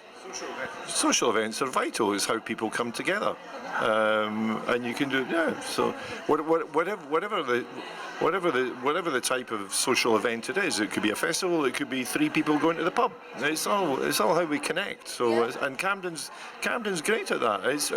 It's not how it was 50 years ago, but it's different because of how the population has changed and how the nature of socialising has changed. So we've got that, and we also do our bit to preserve at least the memory of how things used to be, because it's important, the historical thing. We have an active archives system in Camden. A fellow called Tudor Allen, who does topical public discussions about all sorts of different historical aspects of Camden. There's a fantastic councillor, Richard Cotton, does walking tours of Camden and stuff like that. He explains what lies behind the history of the places that you see. And one day someone might explain to me how it is there's a Camden housing estate that's in Barnet. I want to find out that one and get it back. It's a big secret. He's forgotten the Somerstown history. Oh yeah, absolutely fundamental. So, yeah. You gave us a little glimpse, but guys, because Sahan, you're going, will you give it Sahan? Yeah. Yes, sir. That's fine. Sorry. Sahan. So Sahan, everybody, give him a round of applause. That's number 1. But you're going, so sad. But will you give us some final thoughts? It could be about anything to do with anything that we talked about. Could be a new subject. You can throw something in, change the conversation. No, I think on the topic of communities and community events and stuff like that, I think it's really important to have spaces that are accessible to people and affordable. A lot of social spaces have become privatized, and now even to go to a pub and have a drink, like you have to spend a ridiculous amount of money, so that's why people are doing it less. So I think it's important to have kind of accessible, affordable spaces where people can come together, and I think when you have those spaces, people will do it naturally. They'll find things that bring them together, and those will happen. Are there any free cultural things that you can do in Camden? I mean, that's me saying the pub, going to a pub is a cultural experience. Maybe it is. Yeah. But are there any things that you can do for free in Camden? Yeah. No, you go. Yeah. All right. Well, thank you. That was Sahan. That was actually his name. But thank you. We've got a new person. Fatia. Fatia, welcome. And I will come back to you, but you can just like sink into this conversation. But yes, before I come to you, Mike, yes, there are free things in Camden. Yeah? The British Museum, the most popular visitor attraction in London, is in Camden, and it's free. Okay. Or most of it. Has everybody here been to the British Museum? Yeah, okay. Is it good? All right, is it all that? Okay, cool, great. Yes. You've also got all the parks. You know, you got the one in Gospel Oak. What's it called? Hampstead Heath, which is brilliant. You know, you got the great park for the little kids. You know, I know my grandchildren, they love going there when they come to London. Lovely walks around. The swimming pool. I've never been to a swimming pool, but I don't know how much it is. But it's on the bucket list. You've got to do it. Yeah, no, it's too cold at the moment. Maybe in the summer. Okay, so Hampstead Heath Park, the swimming pool. Petra, you had something. I was just going to say that I think we were talking upstairs in the youth participation session about the fact that there is so much going on and it can be accessed for free. But people also, as you think, there's lots of low-income families out there. People genuinely struggling today. When we suddenly hit the 6-week holiday, finding free things for children to do can be quite a task as well. So Camden need to be very, very proactive in finding out what's available there, but also making sure that that information is accessible. And I think that's a big challenge. So there's masses going on, but for sometimes parents who can find it quite difficult to reach out for various reasons, you know, Camden could provide that info, and I think there's certainly scope to work on that or build on that. So I think it's a really good point. Like, there may be a lot of culture, but is it actually being accessed by families? Maybe, you know, it's about having a free offer as well, and showing people, like, you know, just showing people around and inviting them, making actual You can come to my ward in Fortune Green, walk for free into the Maygrove Peace Park and have a nice look at Anthony Gormley's first ever public statue, which is in Camden. It's called Listening. It's a figure of a human being listening. There you are. And just to mention, in terms of Camden's cultural or diverse makeup, I think one of, if not the most frequently spoken languages other than English is, of course, Polish. And I have to say, przepraszam, ja muszę iść do domu, do widzenia. Okay. Nie ma problemu. Give us a final thought before you go. Final thought. Okay, he's going to come back. Grab one of these. I do want to talk to you, but thank you so much. We'll check out the sculpture. Thank you for sticking around. And we've got a new face at the table. Give us your name. My name is Margot. What is your name? Hello, Margot. I'm Linda. I'm a councillor in Hampstead Town. Linda, welcome. We have been talking about Hampstead Heath Park. Is that within your constituency or not? It is a bit of it. It's mainly Highgate, the Hampstead Heath, and a bit of Gospel Oak, because you know it's a big space. But it's very much relevant to my ward. Yeah. Okay. What were you saying about the Heath? Well, we were just saying. Remind me your name.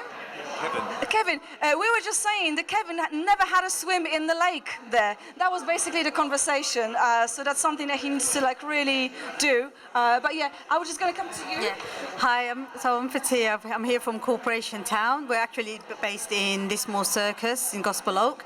I came here part of the food mission, so talking about things that are free. So we have people who can join for food co-ops for £5 membership. So it's not a food bank, but it means it's not means tested. And the reason I'm talking about our hub is there are free, that people come and access a free warm space, and they have choir and gardening, and it's all free.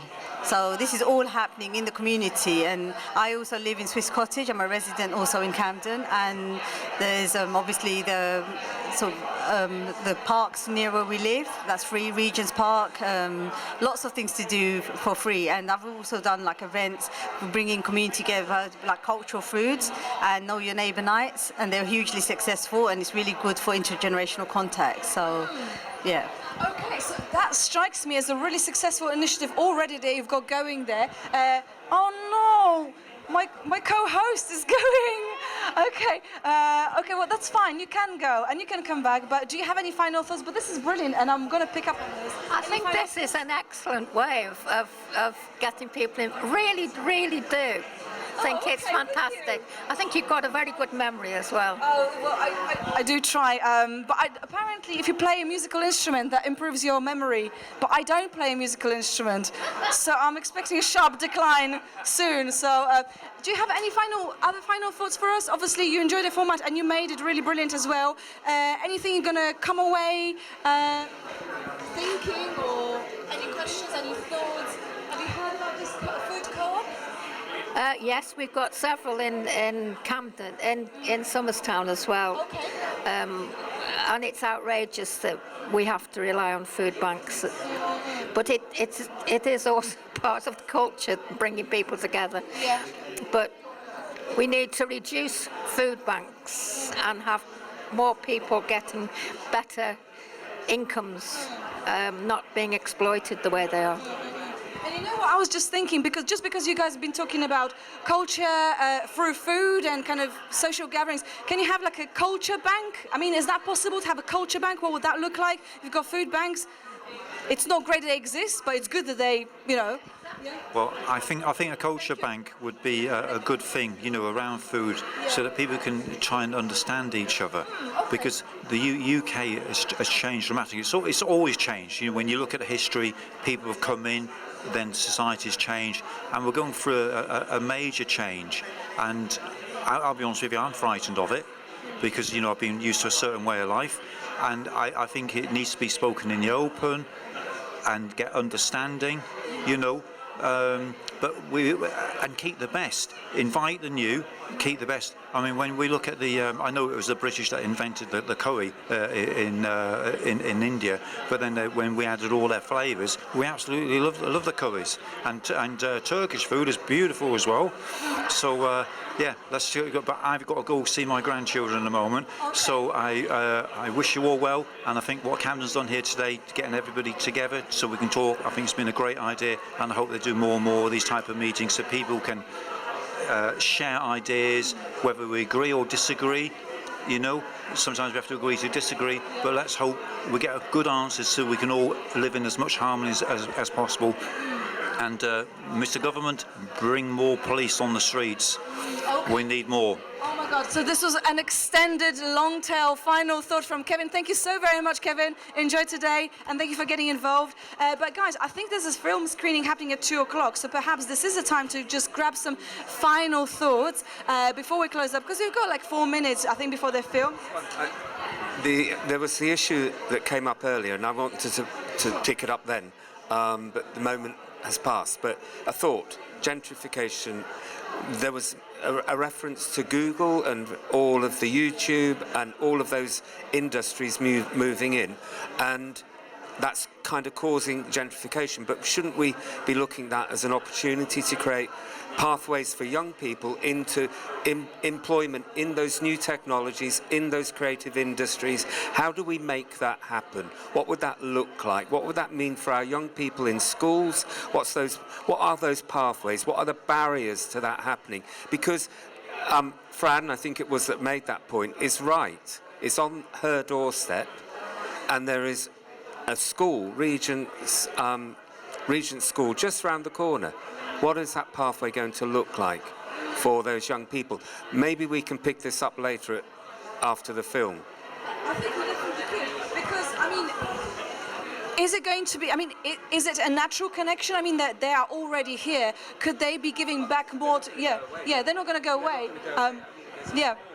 There's a whole new building which has been, they started pre-lockdown, it's still being developed. That whole length of St Pancras Square from the King's Cross station up to Granary Square is Google.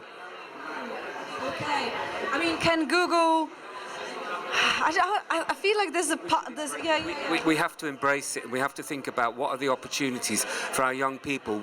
They're the next generation of, young people coming through school now. Where are they going? What skills do they need? How do we lend the school environment to create those opportunities for pathways into employment without them having to go to university necessarily? University isn't affordable for everyone. I couldn't have gone if it weren't for the fact that I went when I got a grant. I got a grant to go and study fine art. I got a grant that paid for me to live and to put food and paid for my rent. My parents couldn't have afforded for me to go to university, regardless of the fact that some might consider it a wasted degree, because fine art doesn't exactly prepare you for a job at the end of it. But somehow I moved into cultural. Yeah. Okay, so, I mean, any views? I know you've got your hands up, but you've got some... Yeah, I mean, in regards to Google, I've actually been to Google a few times for meetings, and they are doing apprenticeships now, but obviously they can do more because these are big names. And I think there is initiatives, they're going to give some funding for food. So that was Google funding Camden and Islington, which I found out about today. I have actually asked them directly also to support our work. Working for Corporation Town is not a charity, it's a limited company, so we're very transparent, we work very differently, very radically, and it's part of a wider movement. And through the work we do as well, we bring together different cultures. So you have a group of very different people, you don't know, 20 strangers shopping together, and you might have somebody who's never come across an aubergine or some fruits that may seem very exotic or never know how to... Would your food bank... it's not food bank. It's a food co-op, yeah. Would that work if it was online? Would it work online? Yeah, would it work as the same kind of like a social connector as it is now? I guess there's other things they could do. I mean, food is a great connector. I guess they're sharing recipes online, that type of thing. So it's about thinking outside of the box. Thank you very much. I'm just going to end the session. Final thoughts, just because they're going to start the... Any final thoughts from you, gentlemen? No, but we do need to get rid of the right to buy. Right to buy, okay. Must go. Thank you very much, John. We'll do our best, but we'll give it a go. My final thought, I just think that big companies in general should make more space for diversity in every single way. That's my final thought. And please make a big round of applause for Margot. Thank you very much. Thank you very much. And now there's going to be a film, and we will just wrap up now. But we will be back after the break. We'll have some food, and bye-bye. Get some food.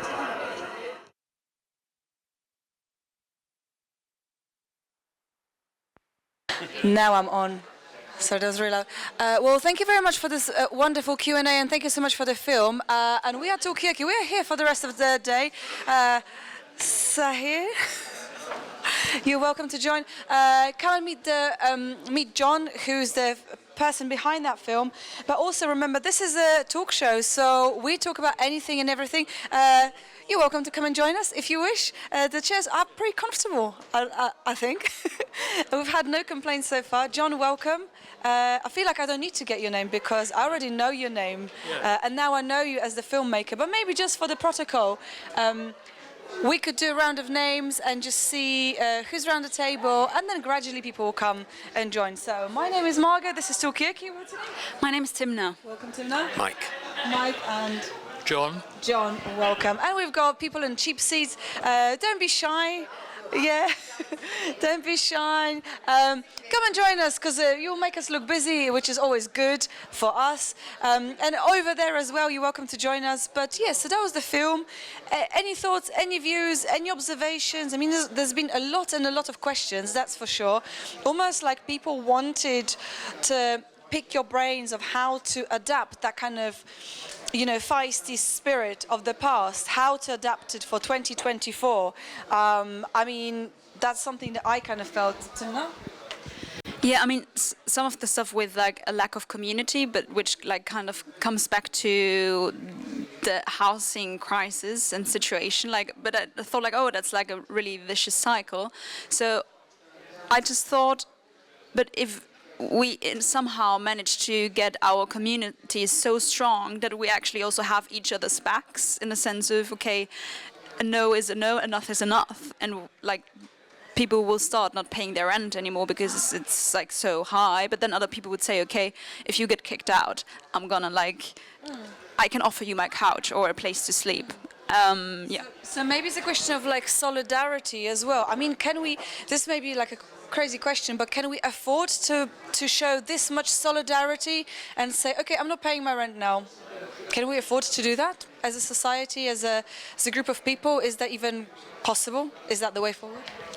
Well, I just wanted to say that when I started meeting people in '72 who'd been involved, and then I ended up filming them, they all shared this thing of the experience of being together that day was so important to them. I mean, and the woman who lived near me on the St Pancras Way estate, when I sat down with her to film her, she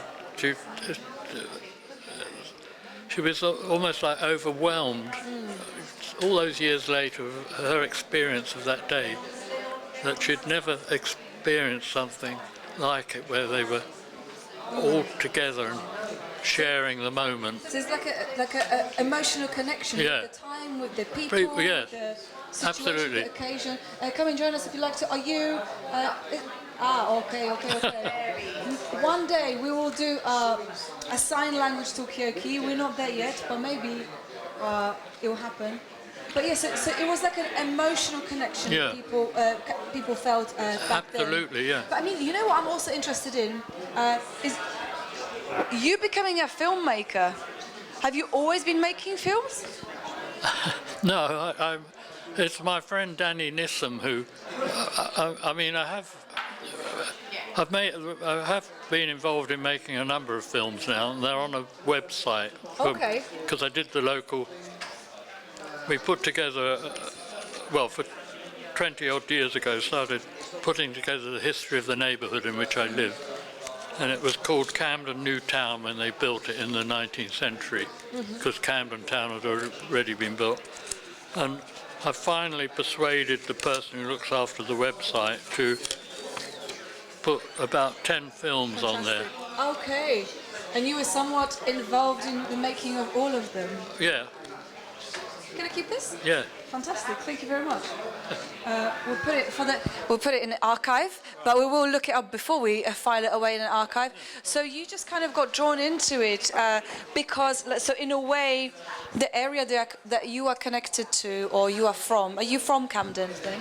Yes, I've been living where I live since '69, and since 1970 I've run this.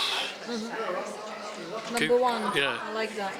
It's in a very difficult situation at the moment about continuing it, but I've been running that, and no, it was the people I met. I mean, one of the films I made was of a man who had been in the Second World War, and when he came out, he lived in Arlington House in Camden Town.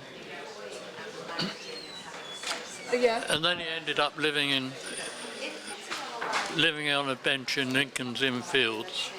So I'm just going to hit this person with a question. Are you from Camden? Yes. How is it going? It's going great, but I'm actually here representing my organisation. I am a Community Champions Coordinator for Kilburn, but I live in between Hampstead and West Hampstead. That's amazing. Stop by, join us for Talkaoke. I would give you a round of applause with my sound effects pad, but it's having like a bit of a slow day today, so we're going to give you like a normal round of applause. What's your name?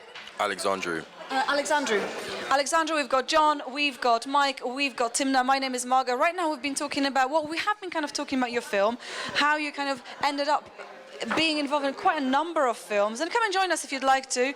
Talking about film, are you an artist? No, but I've done it. You've done it. It's okay. If you've done it before, you can do it again. It's not a problem. But we've been talking about John getting involved in making films just because of the fact that he is from this area. And there was so much local history to be told that kind of became your, I don't know, some pursuit, your job. Yeah, something like that, yeah? Yeah.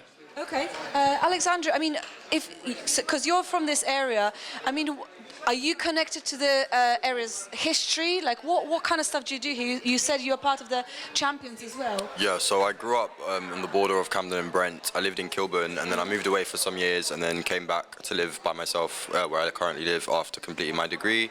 And so working towards the community development of Kilburn is sort of like a passion project for me, because I grew up and experienced the deprivation of the area, the lack of ambition, the lack of perceived opportunity, and I wanted to sort of come back using this newfound skills that I have acquired from my studies and give back to the area. So yeah, Kilburn is an area that's very close to my heart. Even though I don't live there anymore, I still sort of live adjacent. I still would consider myself part of the Kilburn community, and that's sort of my angle in coming into work for the borough of Camden. You know, that's really quite amazing. Come and join us if you'd like to. This is Talkaoke. We are recording, but you don't have to be on film. You can sit with your back to the camera. We can move the camera so you're out of the shot. It's not a problem for us. If you don't want to be on camera, then we'll just move the shot a little bit. None of the above. Ah, okay. Well, you can talk to him for. Okay, just gonna have a conversation. Okay, fine. Yeah, fine.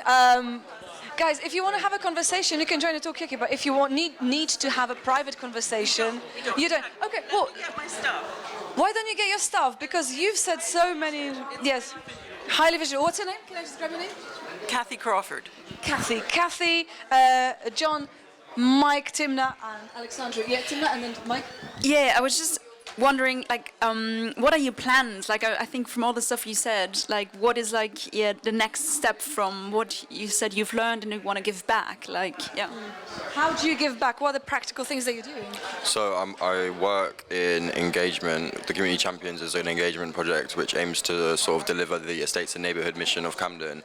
I've been quite successful so far in my year and a half of working in community development projects in Camden. I was featured in the We Make Camden Summit There was a video there speaking and discussing some of the projects with various stakeholders of the borough, and I was very honoured to be included in that, starting with the One Kilburn project and then moving on to Community Champions after my promotion. My aim is to create sustainable projects so that when my contract ends, these projects can live on. With the range of projects we have so far are Boxercise, which is sort of exercise through boxing. I'm developing women's safety projects because that's a concern that has sort of reproduced itself across the qualitative research I've done when engaging with residents. We have, did I say knitting club already? We've got various art deliveries. We have a Black Hair Day, which is taking place on the 30th of October, which is for the young black and mixed race girls in the area, open to everyone, but mainly towards young black and mixed race girls so they can get their hair braided for free, because there's this whole thing around identity and hair and the maintenance of hair, which is sort of imbalanced for black and other ethnic groups. The maintenance of black hair is quite more expensive, and it's the hair type that's penalised the most, both directly and indirectly in terms of how you're perceived through the presentation of your hair. So yeah, that's something that I've seen just in my own communities, being 3/4 Caribbean. So that's taking place on the 30th of October, and we're hoping to empower parents to know how to manage hair, especially mixed race girls who's got a mother who might not be from their same ethnic background. We're also developing a healthy cultural food delivery, which is starting on the 23rd of October, kicking off with Black History Month. We'll be at Sidings Community Centre serving Jamaican food, and then it's themed every second Tuesday. So we've got a Diwali coming up, I think at the end of October. So at the start of November, we're going to have Indian food. Close to Christmas is Hanukkah, so we're going to do a Jewish delivery. And yeah, there's a range of projects, and I'm really glad that the way I'm able to deliver it is really open-ended. I'm able to tailor it to my own experiences, coming from a creative background of performing arts and then a degree in media and sociology, and I think that sociological perspective definitely helps and drives the way I'm able to deliver projects. Okay, yeah, this is absolutely incredible, and you didn't even take a breath in between. You was just like all on one breath. That's amazing. But you've given us so much. So this is quite incredible. So you've got a lot of flexibility to kind of really listen and pick up what's happening in the community. You're driven by a passion that's very, very clear. You came back to Kilburn just to kind of make area a better place, and you've got background in performing arts, sociology, and media, which is like quite a fantastic mix. Just like an idea which popped up, because I love the idea about hair, because my niece, she's mixed race, so my sister is not really have the knowledge about how to make really good looking hairstyles. And I think we were talking earlier about the fact what would be a cultural experience which you could share and embrace, and maybe it's about hair. I mean, I'm actually not that much into hair in general, no matter which hair, but I think it would be really nice just to, why not doing hairstyles to each other and just really in an inclusive way where, yeah. So can we kind of stretch out this kind of, I don't know, grooming? Would you call it grooming, or kind of maintenance? No, but oh god, okay, that word is banned. Actually, thank you, Alexandra. Can I ask a question about, you're a young person, you've gone through a degree, you're a practitioner in performing arts, and you've got other skills as well.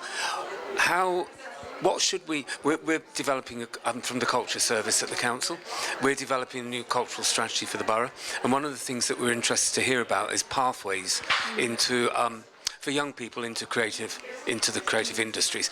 We can either pick that conversation up here, or we can, if you give me your surname, I can connect with you and we can have a follow-up conversation when we're back in the office. So yes, either way. Yeah. A Pathways careers fair is something that I've wanted to develop, and I've got a little bit of pushback from my manager because he's not sure, or he wants me to sort of clearly define how it correlates with my project brief. But I think pathways into education, not even into education, but career pathways in general, definitely do relate to overall well-being.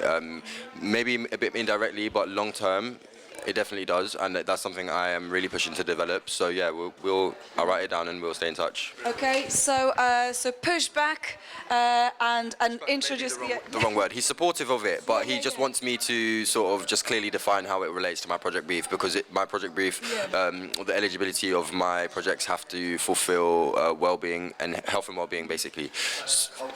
Central to health and well-being. It's essential to well-being.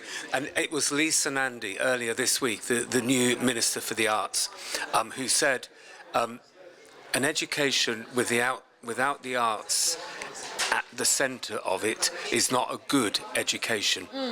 Okay. So it's the whole thing. So there's a lot of links, and also, you know, I'm interested in, like, obviously you've made that decision to come back and kind of share out your skills, but how do we get other people involved? Yeah, careers fair is one way, but what is the feeling among other young people? Are they willing to come back? Are they willing to put something back? What does it take to get a young person involved in stuff, in culture, in the development in the area? You've done your bit now, Kathy? I just wanted to talk to John about an application we're putting in at the Kentish Town Community Centre to get a whole lot of free metal pots for all the residents whose plastic plant pots meant they were not fire safe and they were taking people's plants away, and we think IKEA is going to be very pleased to donate. So I'm just helping to organize that with John. Yes. So at the moment, so everybody's like really creative around this table. So here's a creative challenge to you. How do we connect what you were talking about, which is arts as central to well-being, young people's initiative in the area, and introduction of fireproof metal pot plants? How do you connect these two subjects? Are they for balconies? Balconies or anywhere that... Yeah, go on. Okay, this is a project that took place in Hull, and it was in the lead up to their Year of Culture, which was in 2016, I believe. They were UK City of Culture, and they worked with an Italian artist with their housing estates, high-rise housing estates, and he took a very simple approach to looking at the light work. And essentially, he used the infrastructure of the balconies and the corridors that run in front of the front doors, and the lights in the ceiling.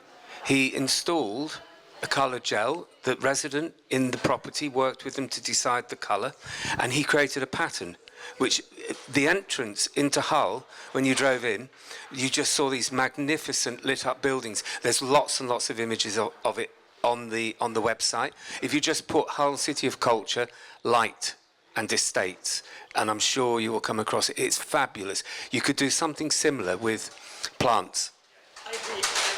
So an artist working with residents to animate their balconies, their walkways.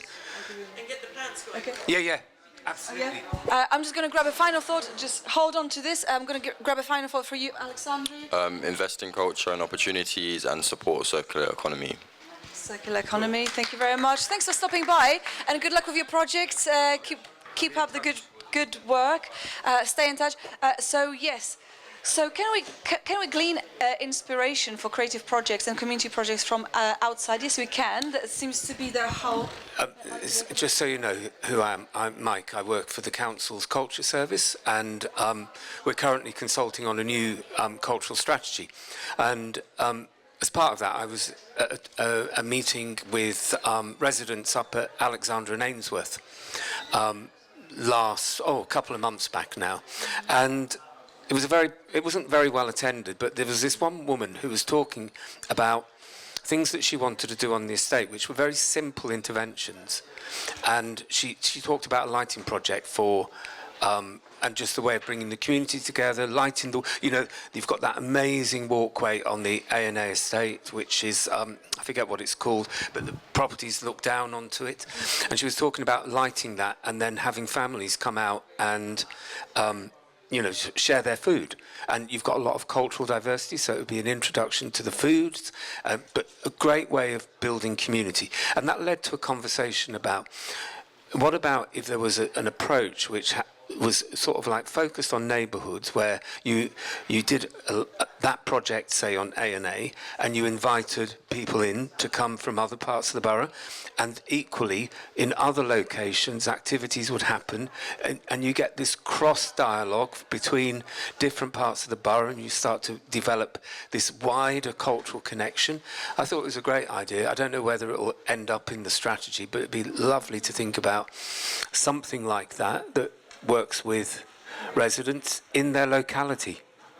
And you would look at doing something specific to the community of that estate. So it'd be about sharing what's present in their culture, in their community, the culture that's present in their community, and that will be different for different parts of the borough. And it would be a great way to kind of like think about how culture is a vehicle to address issues of, we saw these dreadful riots earlier this year, the far-right riots. I shouldn't be political, I'm an officer, but dreadful. And actually, if we had better understanding of cultural traditions and people's lifestyles...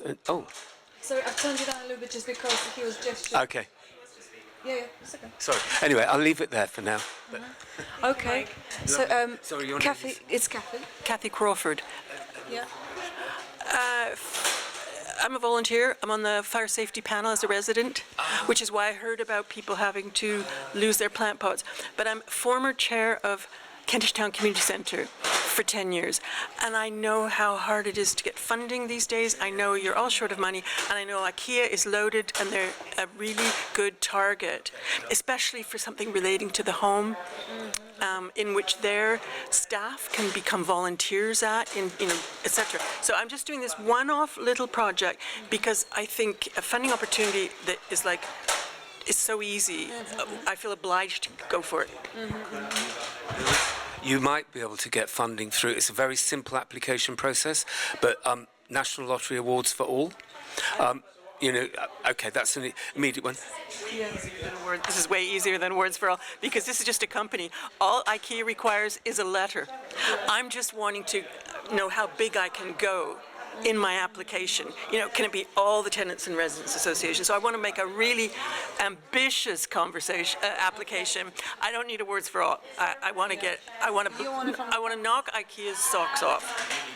Because they really need this. IKEA does. So this is a question of connecting big companies with community projects, because we were talking about Google, we were talking about YouTube before, you're talking about IKEA, and actually maybe, is it possible to even get those developers in the area involved in community projects a bit more? Because that seems to be, from what your experience is, what's happening? You need to talk to the participation, the engagement team in the housing. You need Lydia or Stanton is probably a good person to talk to today, to think about how big you can make that project. I think it sounds wonderful because it will add to the green. I mean, this aspiration of the borough being green. Yeah, you can sit in the mic. Mental health, because they spend money on these well-being green spaces, and people have them at home. They're beautiful hanging basket that might have a cutting they got from someone who's now dead. It's more than just green. It's mental health. Yes. And it could be exchanged as well. So, if something thrives in one location, you take a cutting, share it with your neighbour, and pass it on. All that sort of stuff. Started with IKEA and Camden, because it's the IKEA in Camden, because we're its borough that it's in. Once we get started with them, it could get very big. They have a lot of stuff that we all need. Are there any other companies that we should be talking to, involving in this? People talk about housing. Can we get Airbnb involved, or is that a bit too out there? I don't know, Tim. I think it's a really good idea. I was just thinking about. I'm not from Camden. So I was just thinking, what are the big companies here in Camden? Which Airbnb maybe. Yeah. What is Murphy? Building firm, huge, started in the 19th century, basically built Kentish Town, and they have a lot of money. They were very involved in helping with the neighborhood forum, the neighborhood plan. They helped with that anyway. Okay, so construction company. Aunt Murphy's, don't they build most of our highways? Is that? Yeah. Yeah. firms like Murphy's need to buy forgiveness. I mean, can you ever buy forgiveness? This is my question. Like, can you ever? Yeah. What's the price tag on forgiveness? I mean, do you think you can buy forgiveness? Buy for. What was that? Sorry, what did you say? I was just wondering, can you ever buy forgiveness? We're talking about By hitting firms, big companies to give us money. Yeah. Yeah. Well, we must keep up hope. Yeah, keep up hope. Guilt trip them into funding projects. Maybe that's the way forward. Yes, we are packing up. Something's packing up here. No, don't worry. Maybe we roll out. I don't quite know. Yes. Stanton right now. All right, well, listen, give us a final thought, Kathy. Thank you for bringing the pot plant, and good luck with your initiative with IKEA. Hopefully you guys will be able to chat. Give us a final thought. If you'd like to give me any contact detail, just a first name, I'll tell you when things happen. Okay. If anybody here is interested. So here's a piece of paper. Yep. Just write your first name and your contact details, and then you can tell all your contacts. Yes, we will. Oh, cool. Yeah, just go ahead. I'm Margot, and this is Timna, and we are based in Tower Hamlets, actually. Well, but I'm sorry. we'll go around. Busier day than just. I hope you had a busy day. No, we had a good day. That's good. But I think they are resetting for another thing. But that's been really good. So have a great rest of today. Maybe we move. Shall I write it down? Yeah, go and exchange your details, I'll people. give you my details. This is from Mike. We got underlined twice. But just write. Yeah, we don't have business cards these days.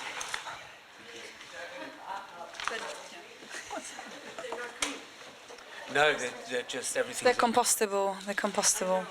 Great glasses, by the way. Thank you. Nice and green, half green.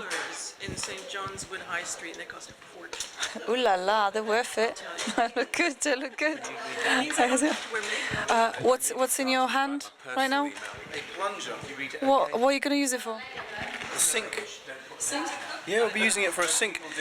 Apparently, Well, they said you never know, you might need one if you've got sink problems. Very, very true. Can I get your name? It's Albert Simango. Can I call you Albert?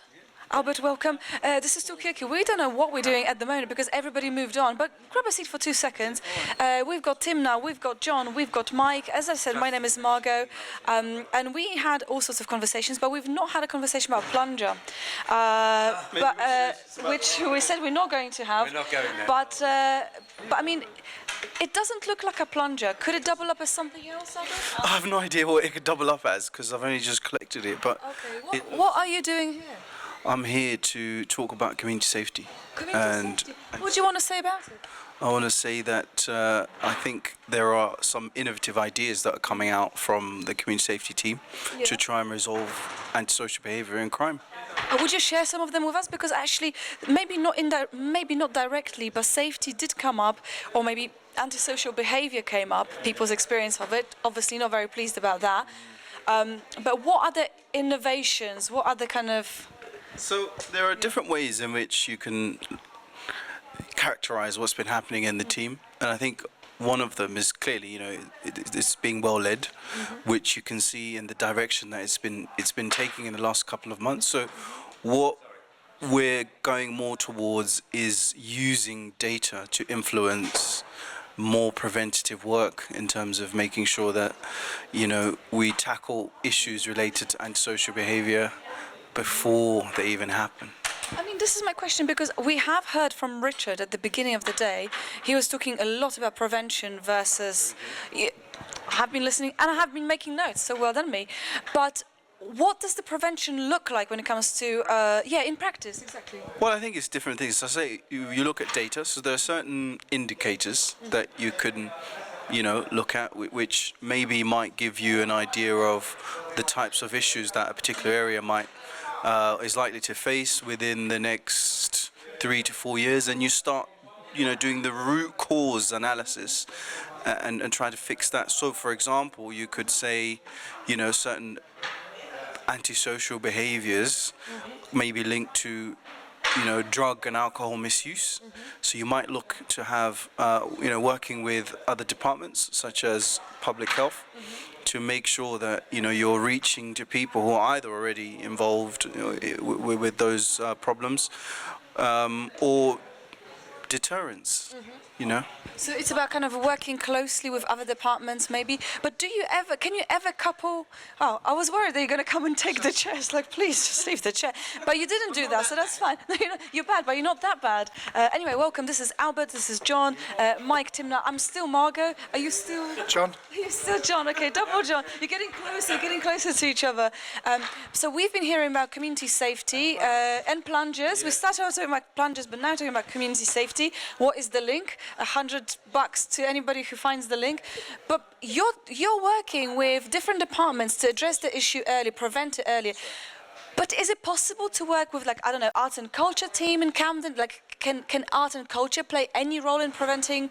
I think so. I think, what you mentioned there just highlights that there's an opportunity to do things, as I said at the beginning, in an innovative way. So I don't see why we can't work with arts and culture to change maybe even perceptions.